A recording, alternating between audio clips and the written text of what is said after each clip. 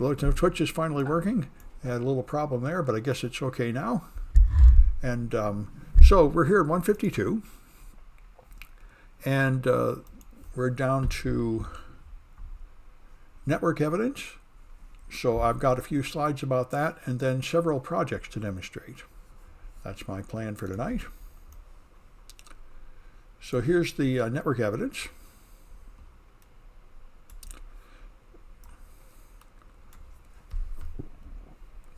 All right.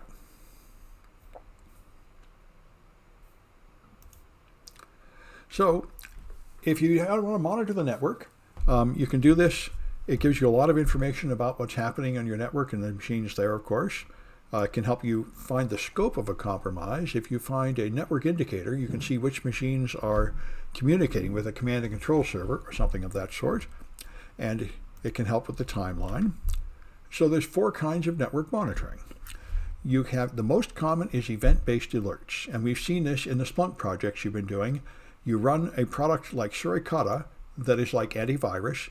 It recognizes certain malicious patterns and just pops up an alert, which you see like an antivirus alert. Easy to understand, easy to use. Then you have the alternative, full packet captures, capturing all the data so you can reconstruct anything that went over the network. And then just packet headers that gives you session information so you know who contacted who, when, but you do not have the contents of the transmissions. This is what is called pen registers in wiretaps for telephones, where you do not get the audio of the phone call. All you get is who called who at what time. But that's often all you need. And then there's high-level statistics, which is the sort of thing you might get from to monitor the total amount of traffic on a link for a period of time. So that's the event-based alerts. You have to have rules, and you run some kind of product that compares the network traffic to the rules and alerts you if it recognizes a bad pattern of traffic. The full packet captures save these PCAP files, which have everything in there. The only problem is that's an awful lot of data. It's sort of like a whole disk image. It's a lot of data, and you can go through it to find things. Also, the value of full packet captures has gone down as we increasingly use encryption on networks. Frequently, your full packet captures are encrypted and not as useful as they used to be. So session information gets headers showing the addressing information and a timestamp, so you know what address connected to what other address at what time and what port number was being used, but you don't have the data. And high-level statistics just show you a summary of packets sorted into broad groups like just the protocol or something.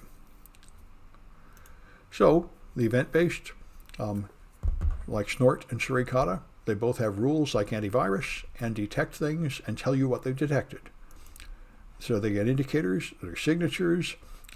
If you have a simple indicator like IP address and port, that's easy for the monitoring software to calculate, so you can do it efficiently. If you have a complex indicator that does something like a grep search for a pattern of bytes through it, that can be expensive to calculate, and it can burden the sensor so much that it cannot keep up with the traffic, and it will start to drop packets. So there's a Snort rule. This is the standard format Snort rules are in, and it's standard for many network indicators. So it's something from the external network going to my home network on port 22, and if I have more than 5 in 60 seconds login events, it will send a message. SSH brute force login event. Somebody has tried 5 times to log in within 60 seconds. It will warn you. That looks suspicious. The one thing that is not obvious in this rule is how it tells it was a login event.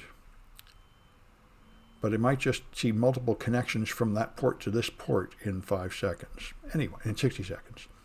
Anyway, so you can choose to go to the alert fast, and that will present it to the alerts file, which is intended to be more prominent. And here's one which you're going to see later. I've added a new project, new tonight, in threat intelligence, which is very nice, and I think you'll like it. And we do go through this. This is the original APT1 report from which started the entire field of incident response. This is APT1.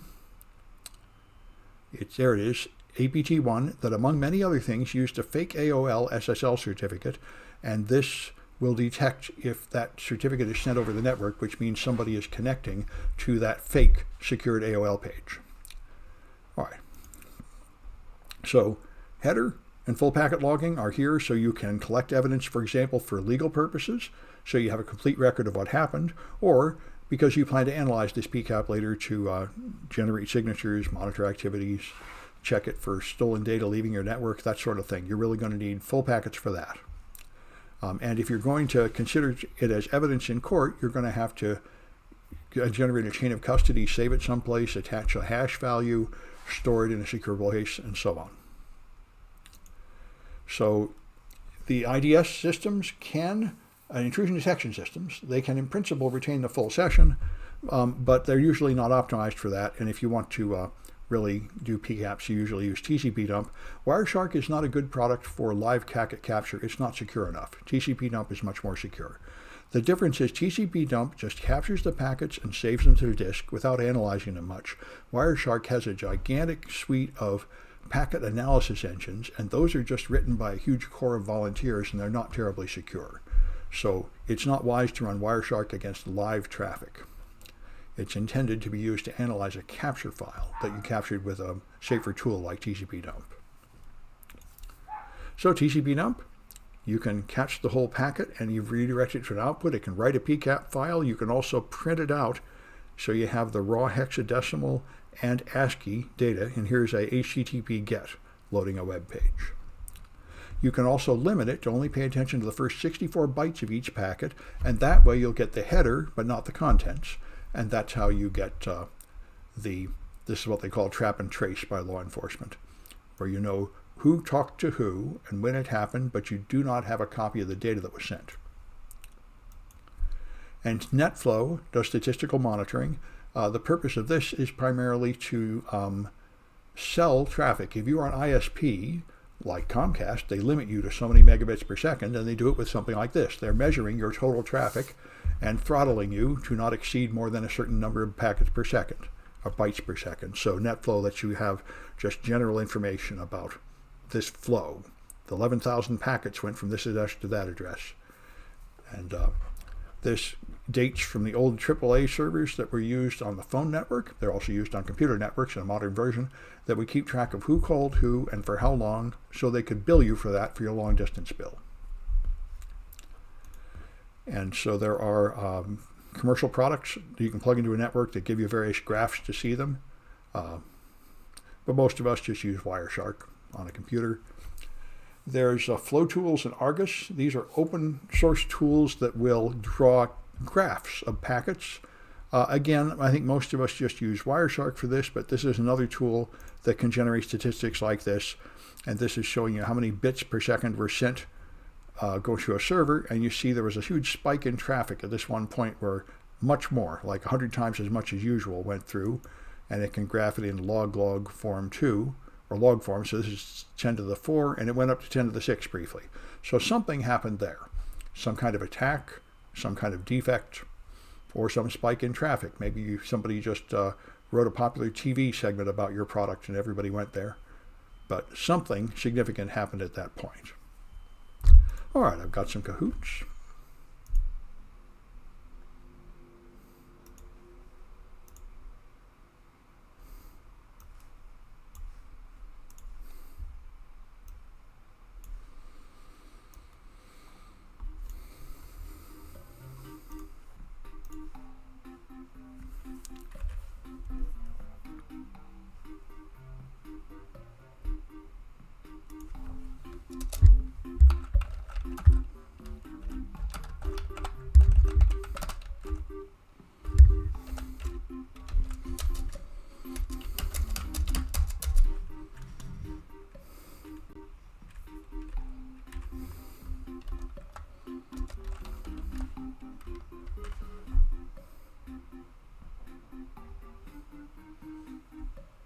All right. We don't get more than 3. It becomes kind of pointless, but I see 17 people in Twitch. There may be more than 3 that are willing to come over and play a Kahoot.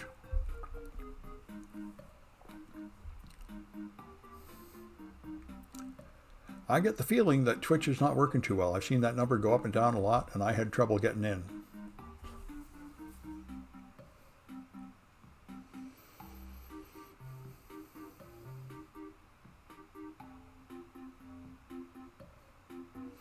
Well, I'll give it another 30 seconds, see if we can get another player.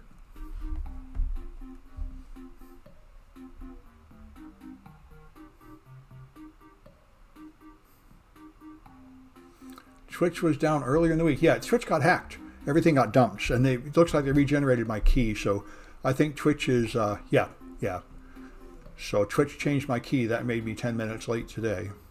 All right, we've only got 3, so I think you're all going to win, but we will proceed anyway for people who want to view the video as a review. So,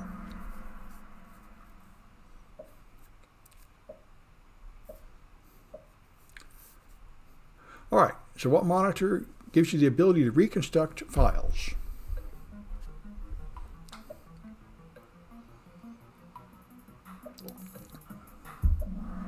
That's right. You're all getting it right. That's good. You are the few, the proud. What kind of monitoring does NetFlow do?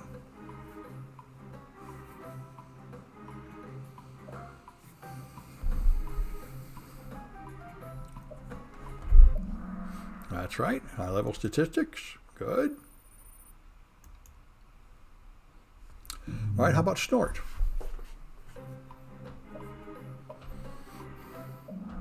Good, good. You people are all champs. All right, how about tcpdump?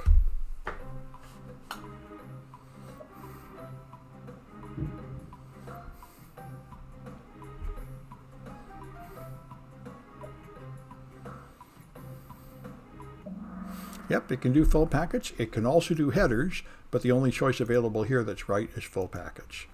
All right. So anyway, Jay, I think I know who that is. And Keegan.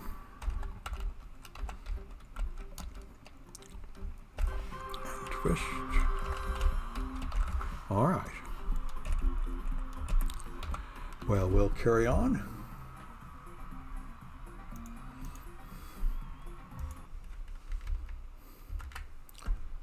All right. So to get your network monitoring going, the simplest thing is put in a network tap, a hardware device. In the old days, people would use hubs for this, but hubs can't keep up with modern traffic. There's a special device just to be a network tap. And then you feed in your network going from here to here, and it makes an extra copy of every packet over here that you can feed to your monitoring devices. And all right, then you use something like Snort and tcpdump on some server to monitor this. Now, IDS platforms, hardware IDSs usually cannot do network surveillance and intrusion detection at the same time. If they are trying to make a copy of every packet, they're busy doing that. If they're trying to scan every packet against a database of signatures, they're busy doing that, and they usually cannot do both of them and keep up with the traffic flow. So, decide what you want to do. Of course, make sure that you have legal standing to record the network traffic, because there's a lot of sensitive data in network traffic. You have to secure the platform, put it in a locked room, and change the default passwords and such so that you can state in court later that there's some reason to believe that the evidence it gathers is accurate. And then you collect the data, and then you analyze it to see if you found what you need on that data. So you need pretty powerful hardware to do this. You can buy servers just for the purpose.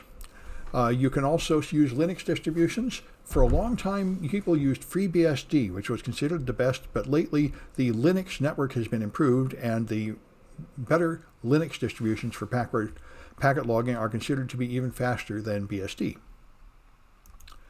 So if you plan ahead, which usually means you already got hacked before and you're upgrading your security posture, then you can actually install a strong commercial solution that will give you everything.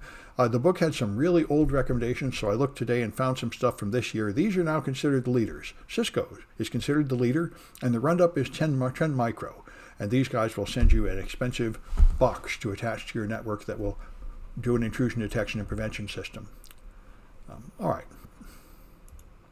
Security Onion is the free one.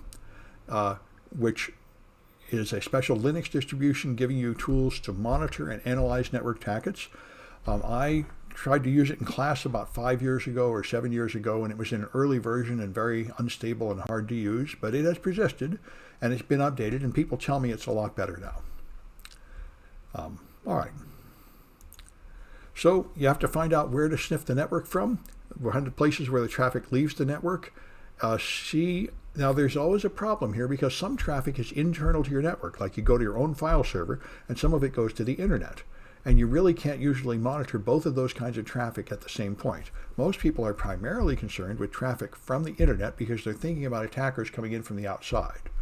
But you might also be interested in traffic inside your network for errors made by your own employees, and also for attackers who have already compromised a box and are now doing lateral traversal through your network.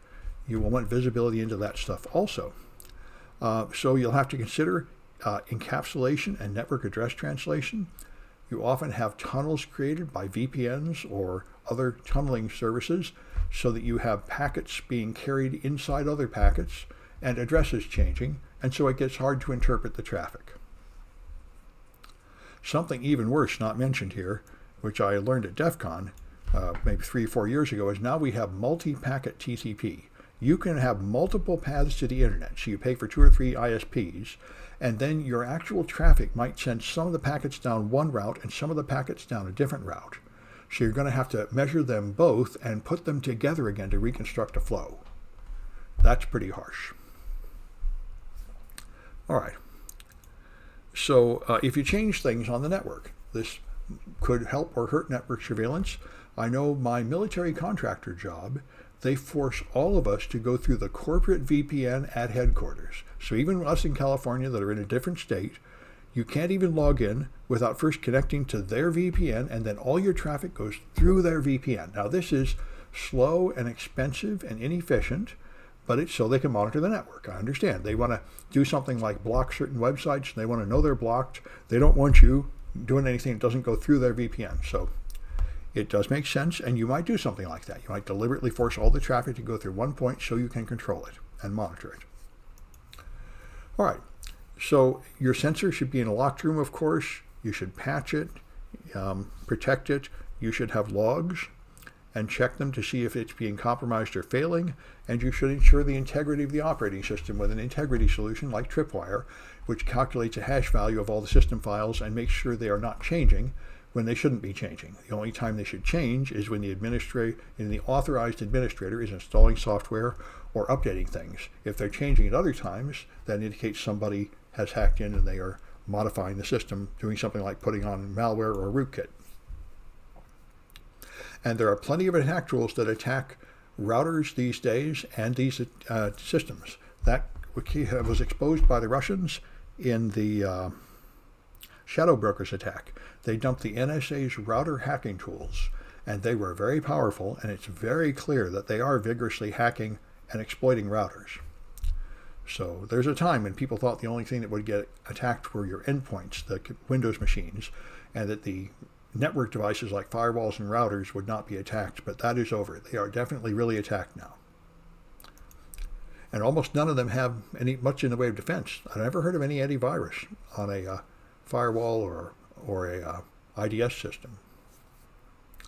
So see if you're getting the traffic you need, if the hardware can keep up with the rate of traffic flow, and of course send some test traffic which will trigger it. You can add some extra signatures to the database that trigger on innocent sites that you know nobody needs to use, and use those for tests or otherwise. But you of course have to test your system to see if it's working. And you should have performance metrics to tell you if it's dropping packets.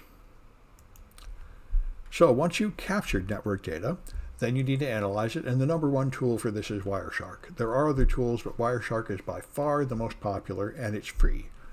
And it has a wonderful set of custom decoders, so it can decode almost any kind of traffic and let it make it easy for you to see what's going on with the traffic.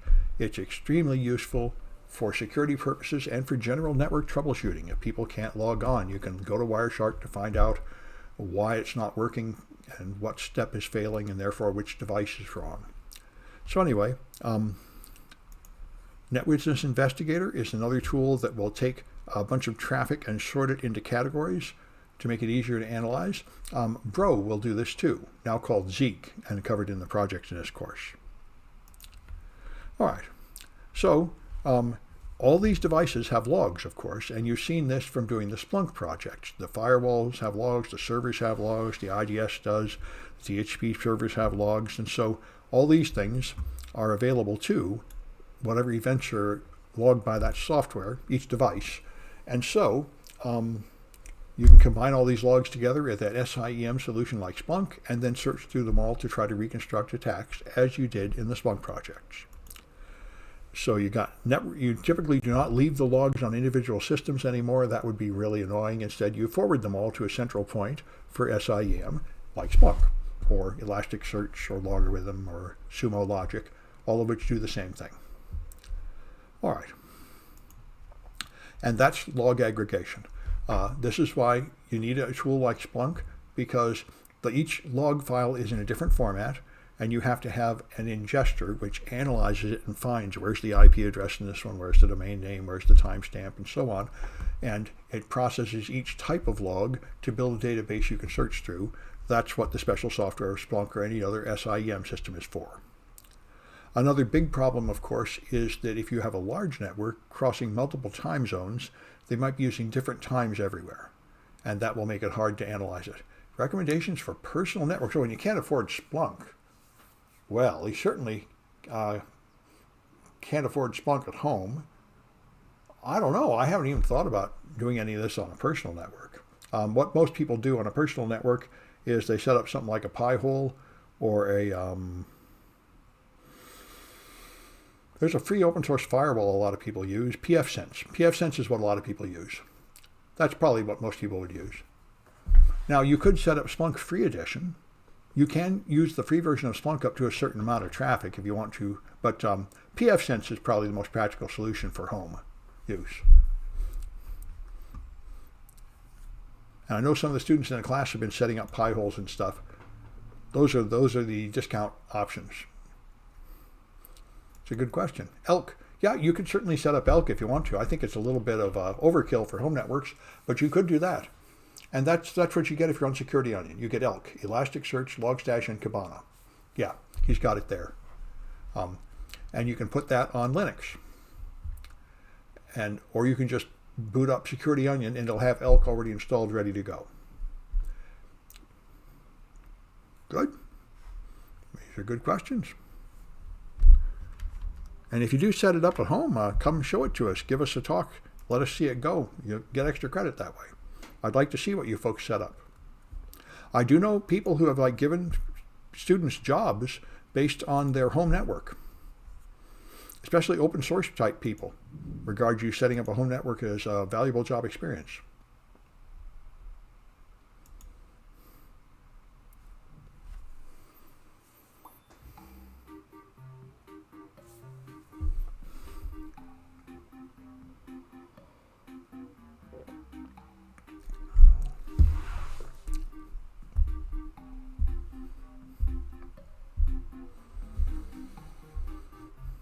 Oh, that's good.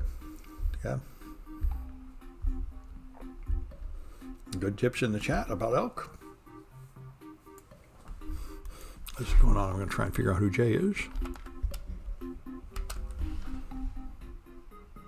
Oh, there, I got it. Good. That's easy. Good.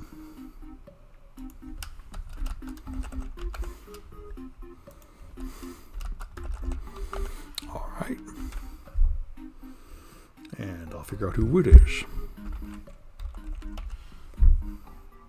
Okay. Good.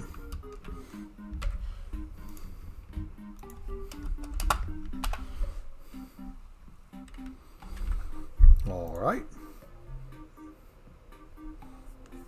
I'll give it a few more seconds to see if we get a fourth. Otherwise, these people are going to win again.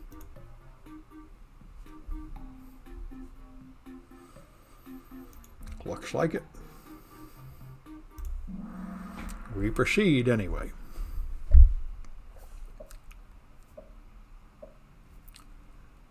All right. Which one performs intrusion detection or surveillance, but not both?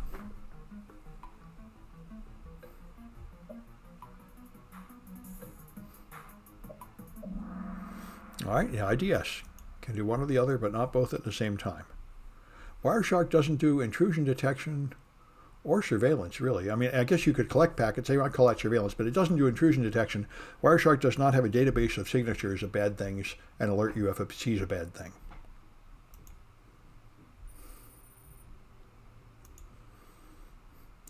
All right, what tool uses Lua decoders?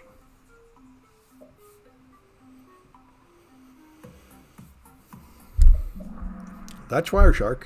Those protocol things I described, protocol dissectors, are written in Lua, whatever that is. I've never used it.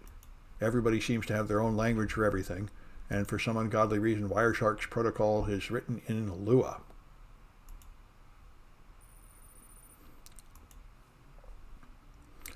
All right, what item ensures that your files remain intact?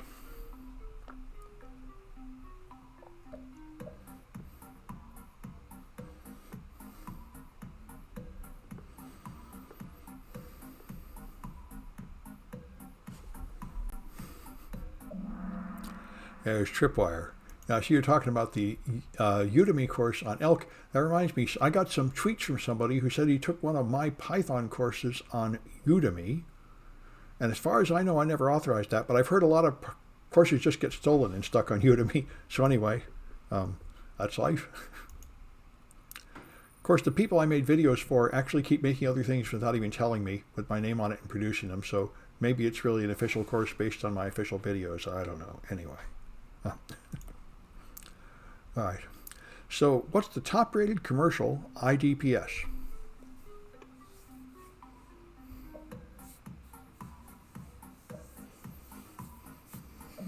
That's easy. It's Cisco. These others, Splunk is not an IDS. It's top-rated SIEM, but it's not an intrusion detection prevention system. That's this Cisco product, which is now considered the best by at least that one authority. Anyway, yeah, well, book publishing and stuff is pretty lame these days. Most people that do it complain a lot. I'm making a lot of training videos, and some of them for more professional companies, but you know, you do what you can. All right. So, hey, let me find my control panel and stop recording.